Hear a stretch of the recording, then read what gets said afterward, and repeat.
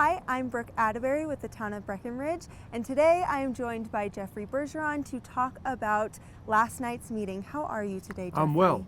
I'm the eldest statesman of the Breckenridge Town Council. Right. So you're going to get a kind of an elderly perspective. Awesome, I love it. Mm-hmm. Well, let's jump right in and talk about where we are currently, and let's talk about the Blue River Pathways project. You know, we have found it easier in the old days to beautify the river itself by lining it with plastic, putting up shrubbery, walkways, picnic tables and whatnot, than we have managing what goes on behind us and in front of us.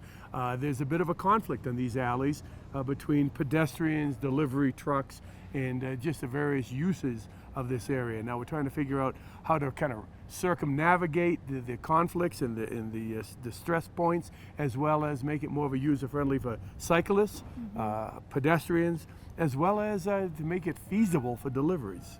Right, that's awesome. That's a really big project. It's huge. You know, one of the things that's kind of cool that we're considering, Vail is doing, they have kind of a central drop-off location of their food deliveries, and then they have smaller vehicles, I think electric in Vail's part, that have this delivered to the various shops, vendors, and restaurants. We're even looking at that, but first and foremost, what we're trying to do is how to figure out how to make it safe for cyclists and pedestrians, and we're doing a study on that, trying to see how we can reconfigure the river walk. Some places is just beautiful, you know, by the river park, but other places as you can see, it's a bit of a mess. Yeah, I know it's been kind of a sore spot for council, and I'm sure residents have felt the same way about it, so I'm excited to see what happens with this space. It'll happen slowly. Yeah. So then now let's move to like 2024. We were talking about the capital improvement projects last night, and we started to talk about Kingdom Park and the ball fields, and then we also brought in Carter Park. What can you tell us about that? All right, now as Kingdom Park, we had a lot of parents and a lot of interest in us putting a turf field on Kingdom Park as grass, and all the vagrancies that goes with grass, the mowing, the plowing early, try to get it open.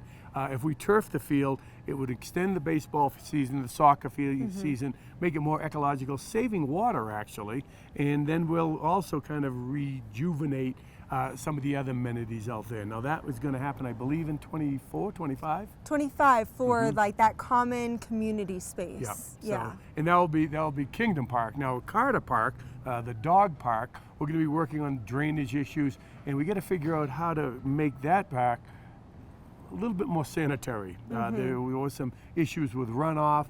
One of the considerations was turfing that, but that, I guess, with dogs is not a feasible. It's not sanitary. So we're looking at that. We might have kind of a temporary closure of one section while we let it dry out and try to figure out how to kind of ameliorate the runoff. And I know it was said last night that a lot of people use Carter Park and the dog park, so that'll be a great update to the community. You know, a lot of people use it, and almost, I'd say the lion's share of them are locals, and we just think it's really worthwhile to make that thing more user-friendly. Awesome. I can't wait for that to happen as well.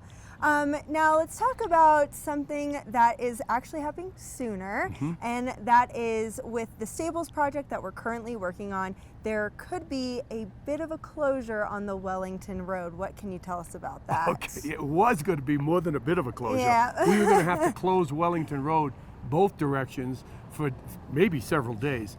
That is not going to happen this autumn. There could be some flagging, maybe one-way traffic, maybe a slight wait, but we're not going to close Wellington Road this autumn. We've kind of figured out a way to go under the road without having that happen. Now, in the spring, it could be a flagging issue, but that would have really been difficult with school bus, with all the transportation, the local traffic, and also it would have kind of routed all the traffic through French Creek, which I'm sure those folks wouldn't have liked that either. Yeah. Well, I'm so happy that the council was able to work with Excel and the developers of Staples Village and all that kind of thing to make that not happen. Well, is there anything else that you want to tell our viewers? Or anything like that? You know what? As soon as we shut off the camera, I'll think of something. But right now, I think we've covered it all.